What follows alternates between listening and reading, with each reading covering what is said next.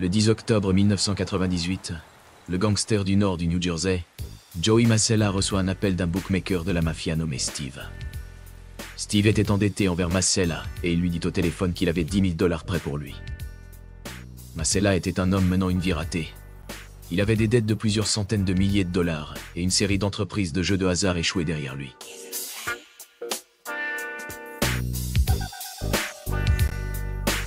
Il se rendit au lieu de rendez-vous convenu, mais ne trouva personne.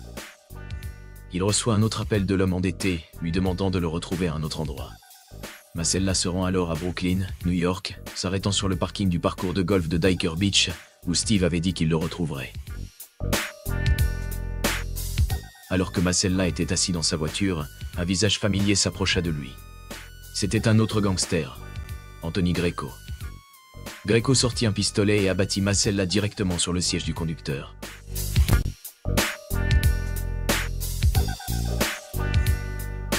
Ces hommes ne sont pas simplement comme dans les Sopranos, mais ce sont les vrais Sopranos. Et c'est le récit intime de leur ascension et de leur chute.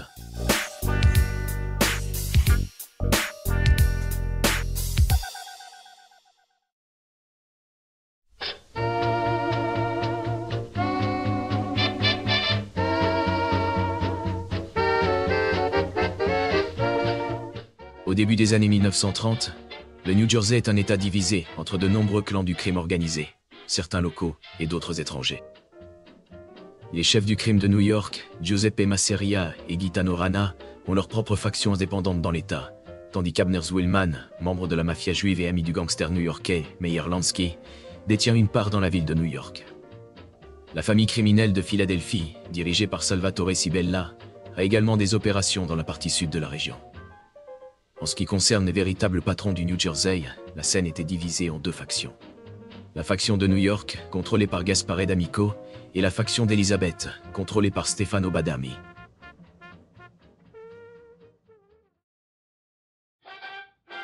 Le 22 septembre 1886, Gaspare D'Amico naît dans une famille sicilienne à Villabate. Lui et son frère immigrent tôt aux États-Unis, suivis plus tard par le reste de leur famille. Après avoir débarqué dans le New Jersey, D'Amico s'installe à New York, où il commence son propre gang de contrebande dans les années 1920, qui deviendra plus tard une organisation beaucoup plus importante dans les années 30.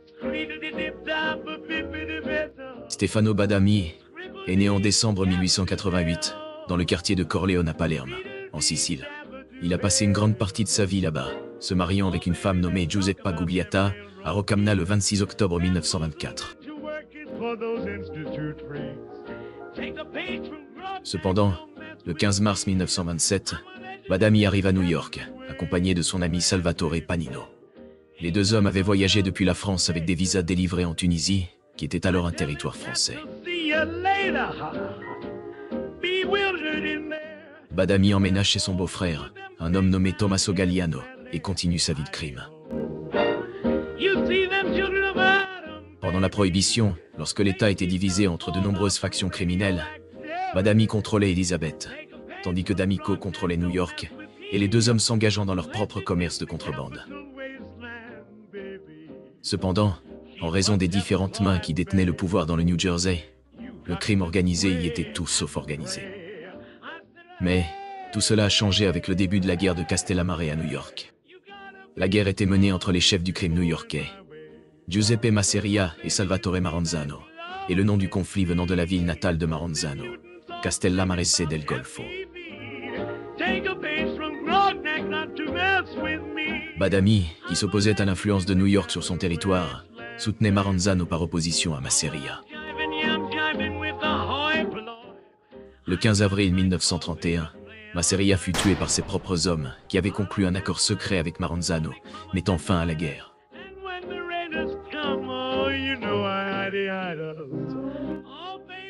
Maranzano se déclara le boss des boss et divisa New York en 5 familles criminelles.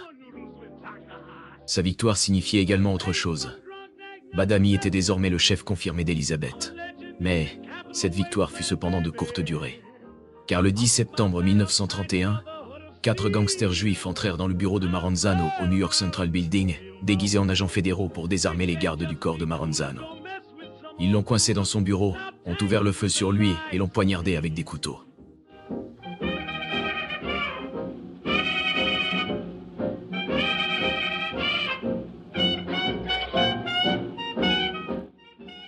Ces tueurs avaient été envoyés par Charles Lucky Luciano, l'un des hommes qui s'était retourné contre Masseria en faveur de Maranzano plus tôt cette année-là. Avec la mort de Maranzano, ses rivaux commencèrent également à s'en prendre à ses alliés, notamment Stefano Badami. Au cours des mois suivants, son sous-chef Sam Monaco, ainsi qu'une série d'autres hommes liés, furent assassinés. Et il décida de se retirer le temps que la situation se calme, bien sûr temporairement. Et D'Amico devint le nouveau chef de la mafia d'Elizabeth, New York.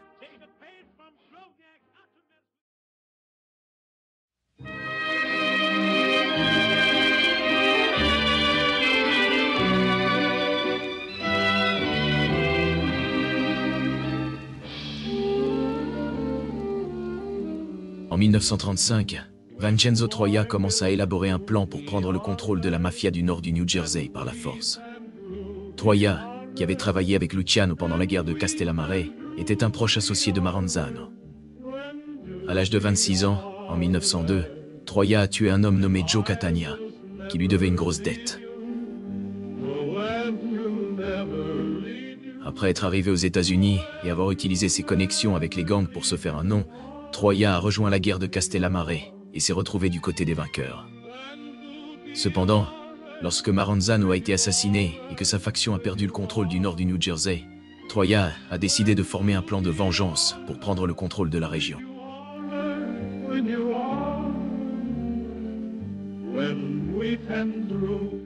Dans la nuit du 22 août 1935, Troia a été abattu, peut-être par les hommes de D'Amico.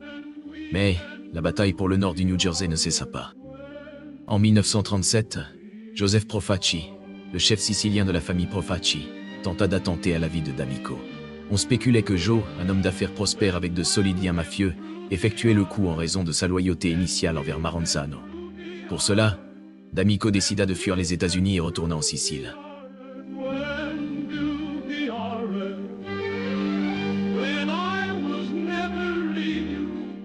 Avec lui hors du tableau, la commission divisa le territoire entre plusieurs familles, y compris celle de Badami. Et il réapparut alors comme le nouveau chef de la mafia officielle du nord du New Jersey. Badami, cependant, était un homme controversé, et avec le temps, la faction de New York de la famille se retourna contre lui. En 1955, alors qu'il était assis au Vito's Clan Bar à New York, le frère de son ancien sous-chef, Frank Monaco, entra dans le restaurant et poignarda à mort Badami, âgé de 66 ans.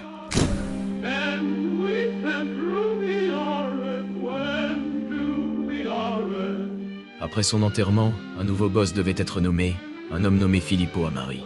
Amari était le sous-chef actuel de Badami, et après sa mort, il devint le chef officiel. Il se concentrait principalement sur le monde de l'extorsion, du racket des syndicats et du trafic de drogue dans la région de New York. Cependant, son règne fut également de courte durée, après qu'une mutinerie se soit formée contre lui. Les factions de New York et d'Elizabeth étaient de nouveau à couteau tiré, et en 1957, moins de 2 ans après avoir pris la tête, Amari s'enfuit en Sicile, laissant une fois de plus un vide de pouvoir dans la famille. Ce vide fut ensuite comblé par Nick Del More, le sous-chef de la famille. Del More était un bootlegger et gangster de la vieille école, originaire de Nicosia en Sicile. Contrairement à ses prédécesseurs, Del More ne provoqua pas de remous en raison de sa réputation de respectabilité. Les deux côtés du conflit se calmèrent, alors que les choses devenaient plus sérieuses dans la région.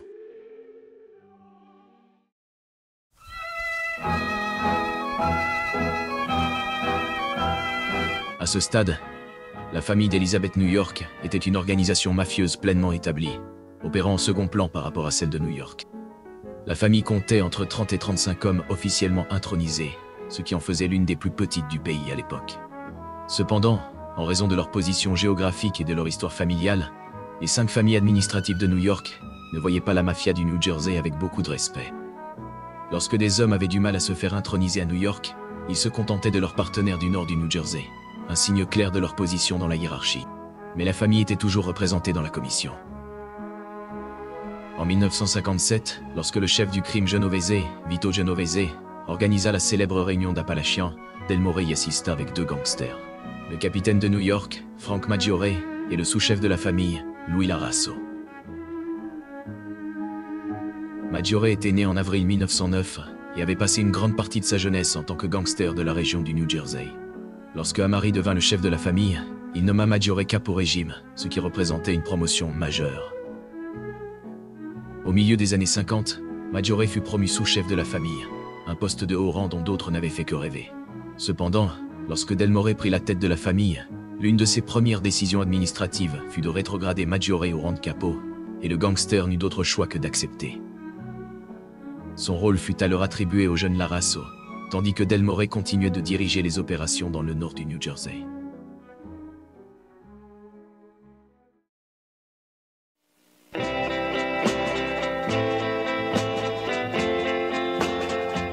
Nous sommes en 1964, et le chef du crime du nord du New Jersey, Nick Delmore, est sur son lit de mort dans un hôpital local. Avant sa mort, il décide de nommer son successeur, son neveu, Simone DiCavalcante.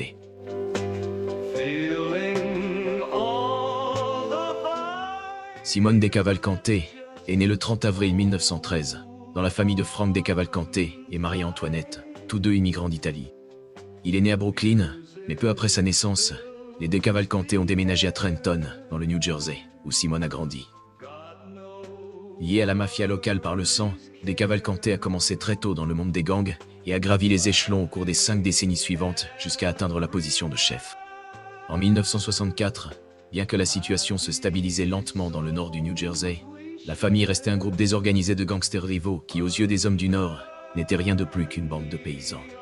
Cependant, DiCavalcante, un homme élégant et rusé, allait transformer l'organisation criminelle qu'il avait héritée en une force régionale respectée. Il a institué de nouvelles politiques telles que des codes vestimentaires pour les mafiosi, des limites sur les poils faciaux, et a supprimé des éléments qu'il ne jugeait pas nécessaires, comme l'utilisation d'un pistolet et d'un couteau dans la cérémonie d'initiation. Bien que le pistolet, le couteau et la brûlure de la carte sainte soient tous des éléments symboliques historiques du rituel utilisé par la plupart des organisations de la Cosa Nostra depuis des décennies, DiCavalcante ne les voyait pas comme nécessaires. Et il se moquait bien de la manière dont les New-Yorkais le percevraient. En tant que chef de famille, il possédait une vitrine à Kenilworth, dans le New Jersey, un magasin de fourniture de plomberie nommé Kenilworth Plumbing and Heating Company.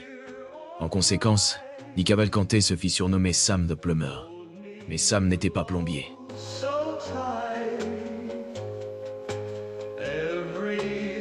Il utilisait le magasin comme source de revenus légitime et imposable. Cependant, en coulisses, DiCavalcante gérait un empire bien organisé, possédant des parts dans de nombreux trafics à travers la côte Est, y compris une opération lucrative de prêt sur gage, plusieurs raquettes de jeux et des affaires pornographiques. C'était un homme au langage fluide et diplomate qui appréciait le luxe et la splendeur. Bien qu'on l'appelait le plombier, DiCavalcante préférait des titres plus élégants, comme Princeton Sam ou le Comte. Il était un homme violent et dur, mais intelligent et calculateur. En conséquence, DiCavalcante n'avait même pas passé une nuit derrière les barreaux. Il doubla le nombre d'hommes intronisés dans la famille, passant de 30 à 60, et avait des hommes dans la rue engagés dans toutes sortes d'activités. L'un des plus remarquables de ces hommes était Gaetano Vestola.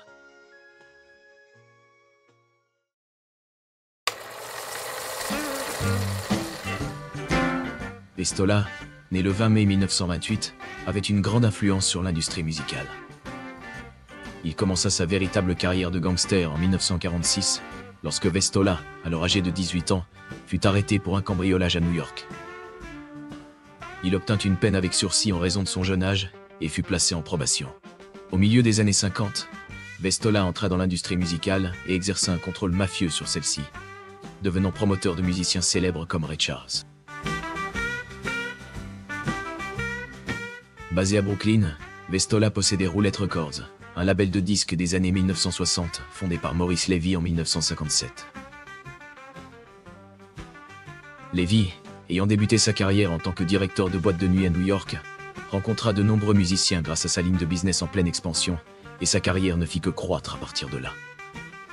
Avec l'aide de la mafia, Roulette Records s'est étendu pour englober de nombreux genres musicaux, et Vestola s'est fait inscrire comme auteur-compositeur pour de nombreux singles de doo-wop, de groupes comme The Cleftones et The Rains. Cependant, Vestola trouva également une entreprise lucrative dans la contrefaçon de musique, ce qui lui rapporta plus d'1 demi-million de dollars.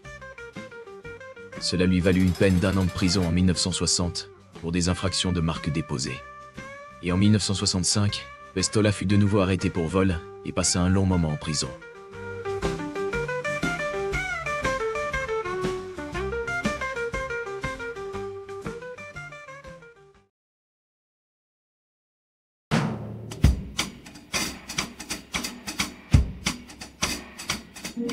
Pendant ce temps, Maggiore vit sa carrière prendre un nouvel essor lorsque Di Cavalcante le promeut. Pour éviter les tensions parmi les rangs de l'organisation, il maintint Larasso au poste de sous-chef de la famille, mais fit de Maggiore le nouveau consigliere, ce qui fut une décision appréciée. En 1965, Carlo Gambino demanda à Larasso de rendre un service à sa famille. Il voulait que les Di Cavalcante éliminent son associé, Joey Feola. Feola était un membre de l'organisation de Gambino, qui jouait un rôle important dans le secteur des déchets de Westchester, New York. En fait, il était essentiellement le baron des ordures dans cette région et prévoyait de s'étendre dans le nord du New Jersey, le territoire des Di Cavalcante. Tant Gambino que les Di Cavalcante n'appréciaient pas ce qu'ils voyaient et décidèrent que l'homme était devenu un homme d'affaires peu fiable. Il gênait un important accord commercial, et ainsi, l'ordre fut donné de le tuer. Dans la nuit de sa mort, Larasso attira Feola dans un garage du New Jersey, l'étrangla et l'enterra, confirmant le meurtre au James Fela, le capo régime des déchets de Gambino. Pendant ce temps, sans que les Di Cavalcante et leurs associés le sachent, le FBI avait intercepté chaque correspondance entre les gangsters et commencé à monter un dossier contre la famille.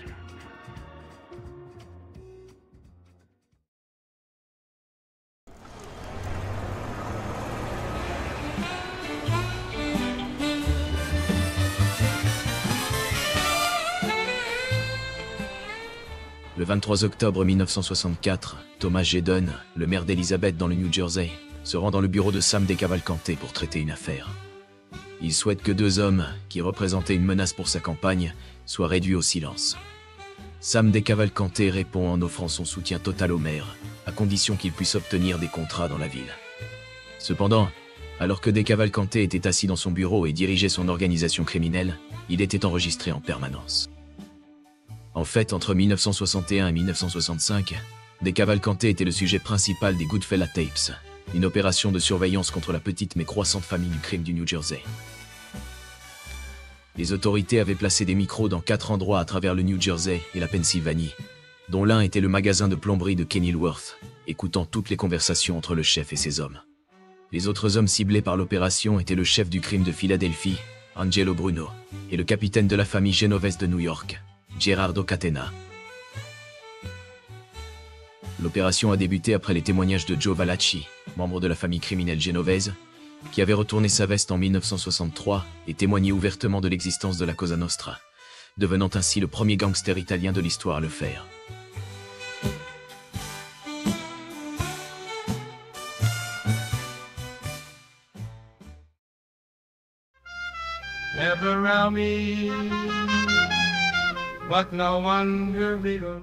La vie de Valachi a commencé lorsqu'il a rejoint un gang de jeunes des rues appelé les Minutemen. Ces gars étaient connus pour leur vol rapide, qui impliquait de défoncer les devantures de magasins et de saisir tout ce qu'ils pouvaient avant l'arrivée de la police. En 1921, à l'âge de 17 ans, Valachi a été arrêté pour grand vol.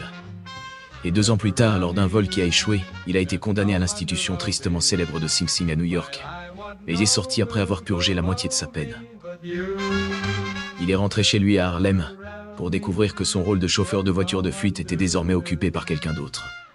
Il a alors formé sa propre équipe, et d'ici 1930, il avait un nom solidement établi dans le monde interlope.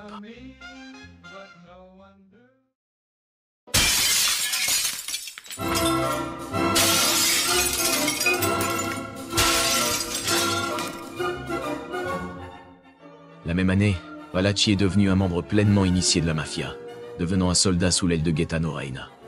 Et en 1932, il s'est également marié dans la famille Terena. Lorsque Maranzano est devenu le boss de tous les boss, Valachi est devenu son garde du corps. Et après l'assassinat de son patron, il est devenu l'un des principaux lieutenants de Lucky Luciano, opérant sous la direction du Tony Strollo.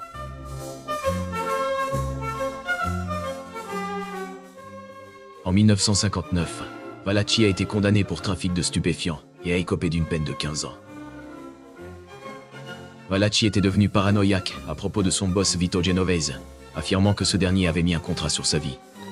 Il a confondu un autre détenu avec Joseph Di Palermo, l'homme qu'il croyait être envoyé pour le tuer, et a utilisé une barre métallique pour le descendre. Peu de temps après, Valachi a retourné sa veste, et de nombreuses campagnes anti-mafia ont commencé à travers les États-Unis.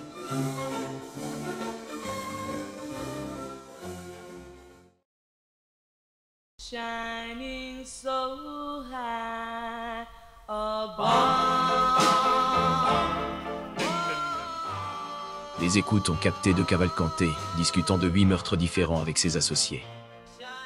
Le premier dont il a parlé était le meurtre de Willie Moretti en 1951. Moretti était le sous-chef de la famille Genovese, à l'époque connue sous le nom de famille Luciano. Il était le cousin du chef de famille Frank Costello, et lorsque Costello prit sa retraite après avoir été presque assassiné, Moretti devint le sous-chef de Vito Genovese. Cependant, au début des années 50, Moretti, autrefois puissant et bien connecté, souffrait d'une syphilis avancée qui le rendait irrationnel. Genovese voulait abréger ses souffrances. Le 4 octobre 1951, Moretti et 4 autres gangsters se sont assis pour déjeuner à Cliffside Park, dans le New Jersey.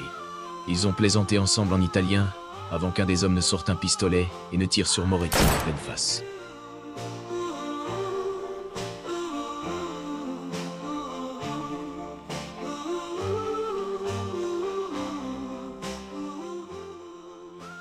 De Cavalcante a également parlé du meurtre d'un membre de la mafia de Youngstown, Charles Cavallaro, qui a été tué par une grenade à main. Cela faisait partie d'une guerre territoriale entre gangs, mais l'explosion a également tué son fils de 11 ans. De Cavalcante, un homme qui évitait souvent l'usage de la brutalité, s'est opposé ouvertement à ces 2 décès, les considérant contraires aux principes de la Cosa Nostra. Cependant, selon ses récits, la mort de Cavallaro a conduit à une nouvelle interdiction au sein de la mafia d'utiliser des grenades pour tuer quelqu'un. On lui a proposé d'approuver un contrat sur un travailleur de la construction noire qui avait frappé le fils d'un mafieux avec une pelle lors d'une bagarre. Craignant un conflit avec la nation de l'islam, cependant, De Cavalcante a refusé. Au début de 1965, De Cavalcante a rencontré Joseph Ziccarelli, un associé de la famille Bonanno de New York, connu pour ses activités corruptrices, pour discuter de la prochaine expulsion du gangster Emmanuel Righi. Ziccarelli l'a orienté vers Cornelius Gallagher, un représentant américain du 13e district du New Jersey, en lui disant que Gallagher pourrait faire annuler l'affaire, ce qui était une excellente nouvelle.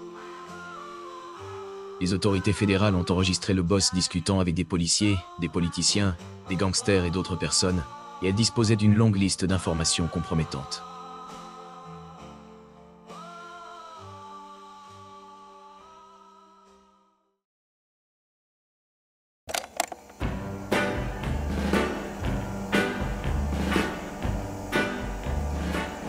L'une des écoutes téléphoniques au magasin de Kenilworth a capté De Cavalcante exprimant un sentiment de désillusion qu'il éprouvait envers la Cosa Nostra, après que Carlo Gambino n'ait pas voté en sa faveur lors de la commission. Gambino avait ignoré la famille De Cavalcante pour l'adhésion à la commission et avait plutôt nommé Joseph Colombo à ce poste. Colombo était le chef de la famille criminelle Colombo et un homme très proche de Gambino. De Cavalcante a été entendu discutant avec Maggiore de la manière dont cette décision l'avait irrité. Colombo est assis comme un bébé à côté de Carl tout le temps. Il fera tout ce que Carl veut qu'il fasse. Parfois, Frank, plus tu vois de choses, plus tu deviens désillusionné.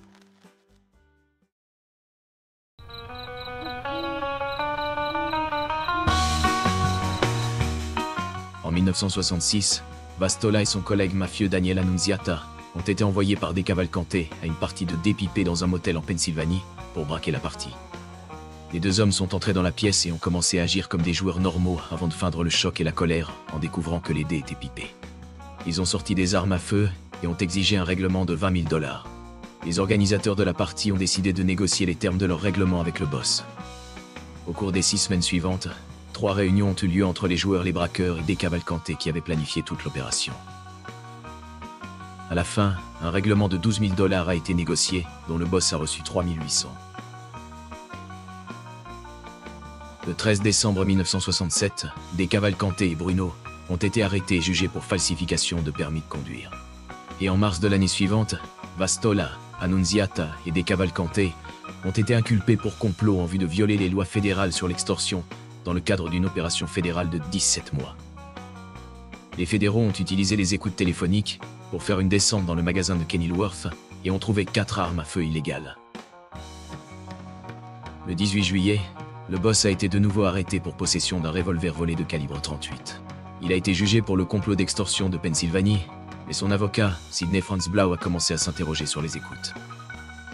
Le 17 janvier 1969, Franz Blau a demandé une motion de découverte, et il a reçu le volumineux transcript des Goodfellas Tapes de 2300 pages. Le 10 juin, L'avocat a demandé l'ordre de libération des enregistrements, et il a été découvert que les écoutes avaient été installées sans autorisation judiciaire. Les milliers de pages d'enregistrement ne pouvaient donc pas être utilisées comme preuve. Cependant, Franz Blau, un ancien procureur des États-Unis, n'avait pas demandé que les dossiers soient divulgués uniquement au Conseil de la Défense. En conséquence, le rapport a été rendu public et a exposé de nombreux aspects de la vie de la mafia aux États-Unis. La fin du règne de Decavalcante approchait. Le 16 décembre 1969, plus de 55 personnes, dont le boss, ont été inculpées par un grand jury. Les accusations concernaient un réseau de jeux d'argent inter-État de 20 millions de dollars opérant à partir de New York. À l'époque, c'était l'un des plus grands réseaux de jeux d'argent du pays. Et le 2 janvier 1970, Decavalcante a été accusé de jeu illégal. Un autre procès a commencé en avril 1970, mais il a été temporairement suspendu après que le patron soit tombé malade avec une bronchite.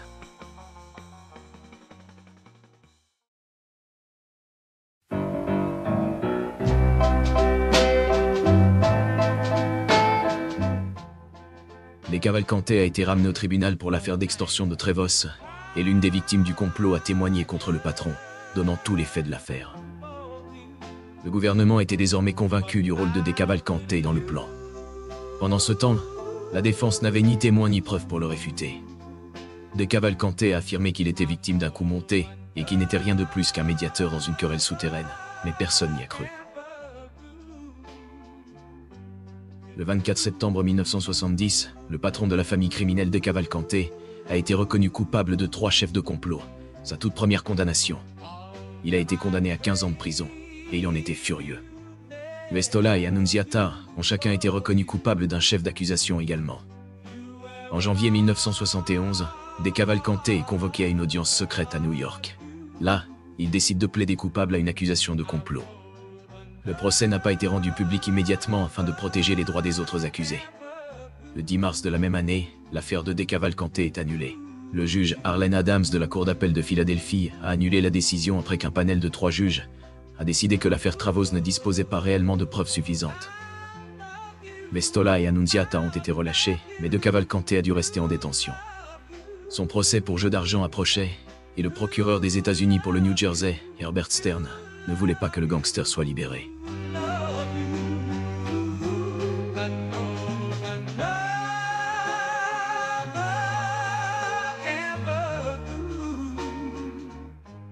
En mars 1971, Decavalcante a été condamné à 5 ans de prison et à une amende de 10 000 $ pour sa participation au réseau de jeux d'argent. Et le 17 août, il a de nouveau été inculpé pour le revolver de calibre 38 volé que les fédéraux avaient saisi 3 ans plus tôt. Le patron de la famille criminelle Decavalcante était maintenant derrière les barreaux. Pendant son incarcération, Decavalcante a décidé de passer son temps en travaillant comme infirmier de prison, et sa performance a été louée par le médecin-chef de la prison. Ce dernier a déclaré: Decavalcante, lui, il est l'un des meilleurs infirmiers résidents avec lesquels j'ai travaillé au cours de mes 3 années ici. Il a maintenu son bon comportement en prison, et le 20 décembre 1973, il a obtenu la liberté conditionnelle.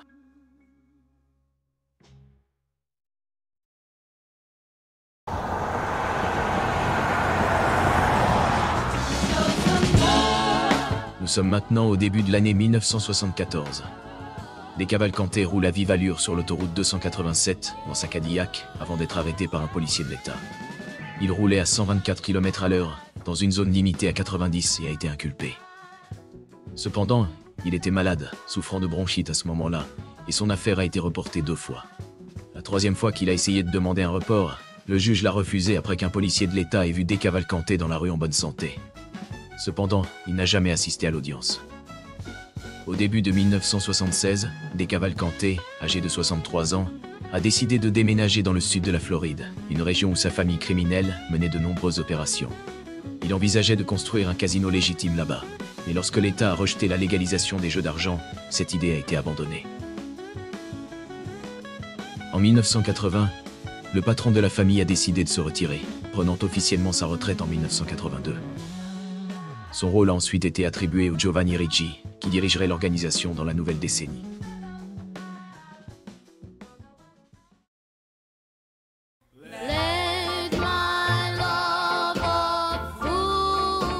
En 1980, le patron de la famille Simone Decavalcante nomme Giovanni Ricci comme nouveau patron de la famille, alors que l'homme âgé prend sa retraite.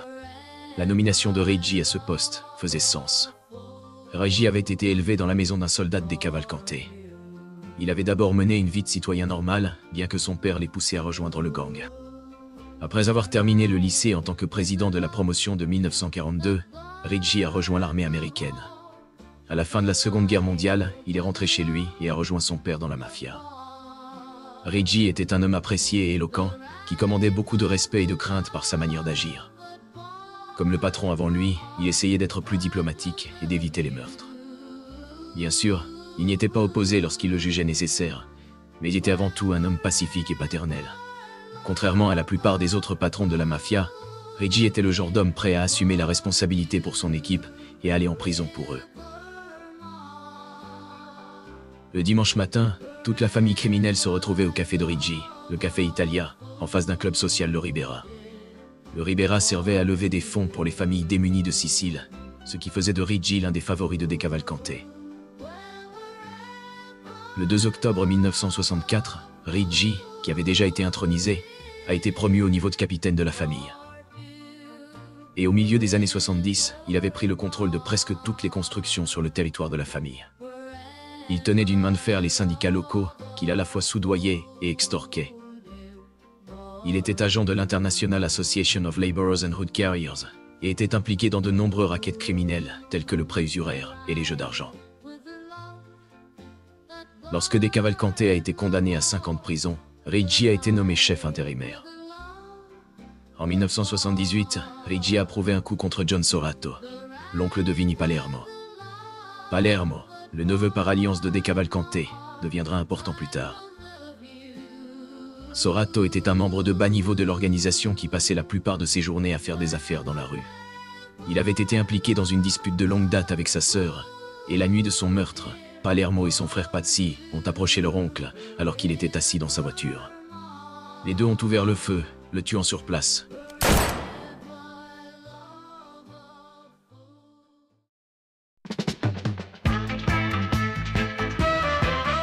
Au début des années 80, des policiers ont trouvé le corps de Vincenzo Sorcia sous le pont Gottholz à Elisabeth. Sorcia était un entrepreneur local qui s'est brouillé avec un autre gangster au Ribera et il devait partir. Après être devenu chef, Ricci a apporté plusieurs changements administratifs à la famille. Tout d'abord, il a rétabli les anciennes traditions que les mafiosi pratiquaient autrefois lors de la cérémonie d'intronisation, y compris la brûlure de la carte sainte. Ricci a également commencé à écarter Maggiore et Larasso de leur rôle. Ricci et Maggiore étaient de vieux rivaux, et une fois devenu chef, Ricci a rétrogradé Maggiore du poste de conseiller. Son rôle a été donné à Stefano Vitabelli. Vitabelli avait rejoint l'organisation dans les années 70 en tant que soldat sous les ordres de Ricci, et il montrait en grade au cours de la décennie suivante, devenant le conseiller de la famille à la place de Maggiore. Maggiore a dirigé sa propre équipe jusqu'en 1983, l'année de son décès. Puis, son fils Charles a pris la relève pour diriger l'équipe. Quant à Larasso, une situation similaire s'est dessinée pour lui. Son pouvoir dans l'organisation avait lentement décliné depuis les séries d'inculpations contre les Cavalcanti dans les années 1960, et lorsque Ricci a pris le contrôle, cela a été le coup final pour le sous-chef. Son rôle a été confié à Girolamo Palermo. Palermo était un gangster de longue date qui s'était fait ses preuves des décennies auparavant, et il deviendrait un membre de haut rang de l'organisation de la famille.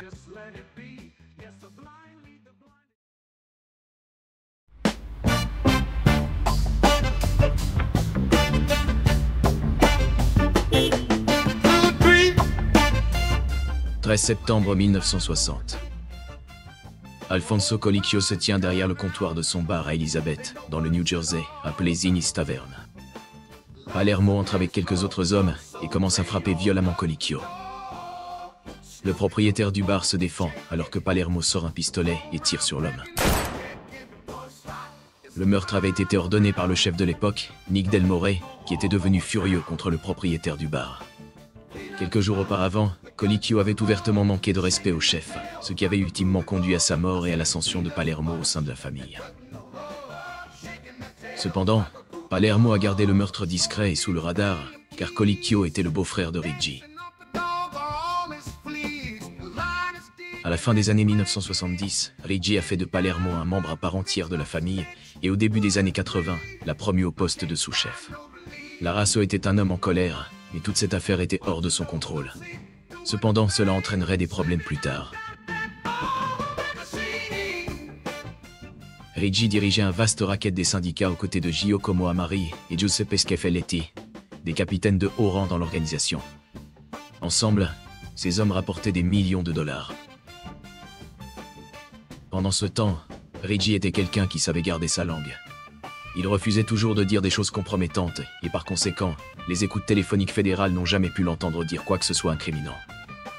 Il refusait de parler avec des hommes au téléphone, et selon certaines sources, était prêt à parcourir de longues distances pour utiliser une cabine téléphonique lors de courtes conversations simples. Lorsqu'il était en public, il ne se montrait jamais comme un chef, et ne faisait jamais rien qui pourrait le mener en prison. Dans un cas particulier, Ricci avait appelé un entrepreneur local et lui avait dit de le rencontrer à l'espace repas de l'hôtel Linden Sheraton. L'entrepreneur a appelé la New Jersey Organized Crime Task Force, OCTF, pour leur parler de la réunion. Ils ont mis un dispositif d'écoute sur une table du resto, et lorsque Ricci est arrivé, la réceptionniste les a installés à cette table. L'OCTF était stationné à l'extérieur de l'hôtel, écoutant les conversations sur écoute. Ricci s'est assis avec l'entrepreneur et lui a dit que le New Jersey était un État très favorable aux syndicats. Pendant la conversation, un groupe de présidents de syndicats dans le restaurant a entendu et est venu saluer Ricci. Les hommes ont dit à l'entrepreneur combien Ricci était formidable, et après la réunion déjeuner, l'homme a commencé à travailler avec lui.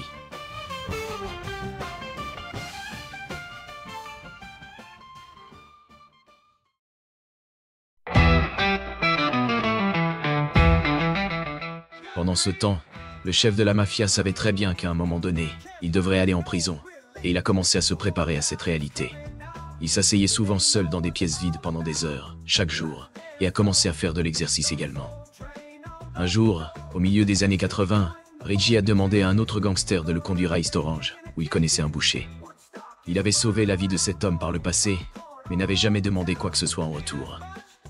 Il a fait une demande simple au boucher, si jamais il se retrouvait en prison, de prendre soin de sa famille. En 1986, Ricci s'est fait promouvoir pour devenir président du l'Union Council 30, ainsi que consultant pour le local 394. Il utilisait cela à la fois comme un emploi légitime et comme une entrée dans les syndicats locaux, qui est devenu le racket le plus rentable de la famille.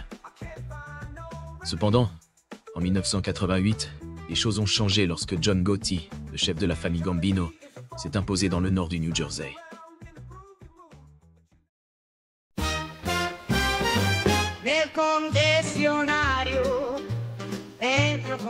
Le 16 décembre 1985, le patron du crime Gambino, Paul Castellano, est assis dans sa voiture Lincoln de 1985, aux côtés de sous-chef de la famille Thomas Bellotti.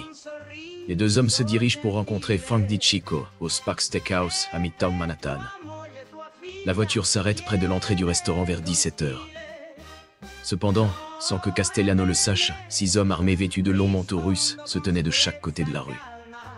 Le chef du gang est sorti de son véhicule avec Bellotti lorsque les hommes armés sont apparus de l'obscurité et ont ouvert le feu sur les hommes, les frappant des dizaines de fois. La rafale de coups de feu a laissé les 2 hommes morts dans la rue, tandis que les tueurs vêtus de russes s'enfuyaient dans l'obscurité. De l'autre côté de la rue, se trouvait une voiture aux vitres teintées transportant John Gotti et son bras droit, Sammy Gravano.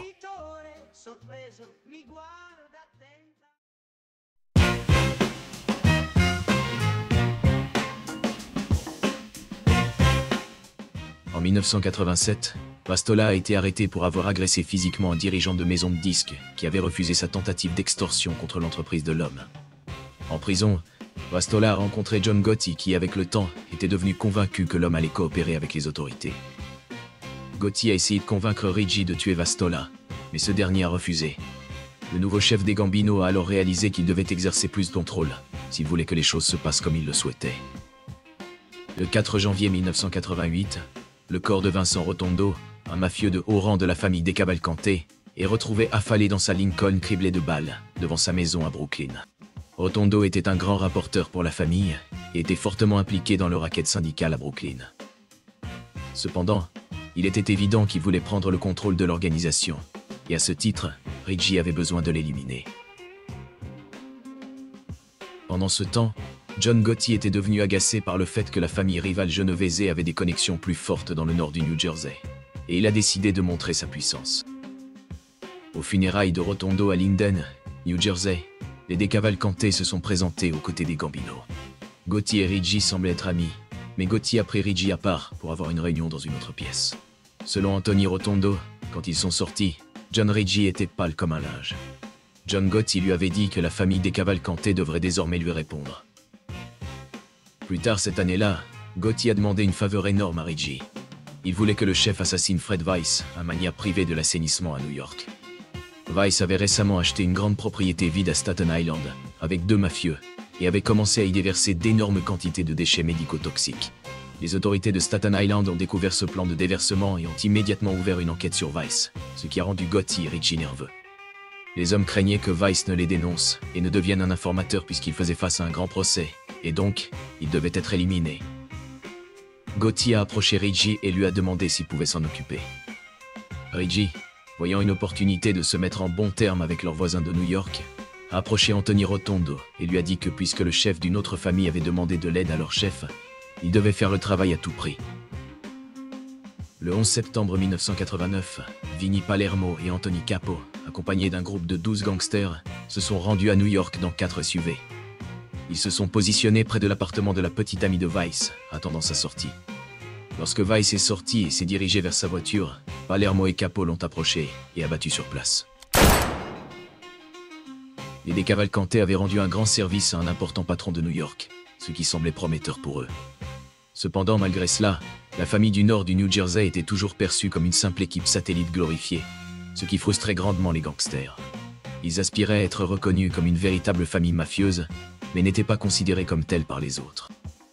En plus de leurs problèmes existants, le gouvernement a lancé une série de poursuites judiciaires majeures au début des années 90, ce qui a forcé l'administration de Reggie à rester discrète pendant un certain temps. Malgré cela, la famille est entrée dans les années 90 sous sa direction. Leurs problèmes juridiques, combinés à leurs insécurités, allaient entraîner un nombre considérable de meurtres. C'est ce dont nous allons parler dans le prochain épisode. J'espère que la vidéo vous a plu, et si c'est le cas, n'oubliez pas de liker et de vous abonner à la chaîne.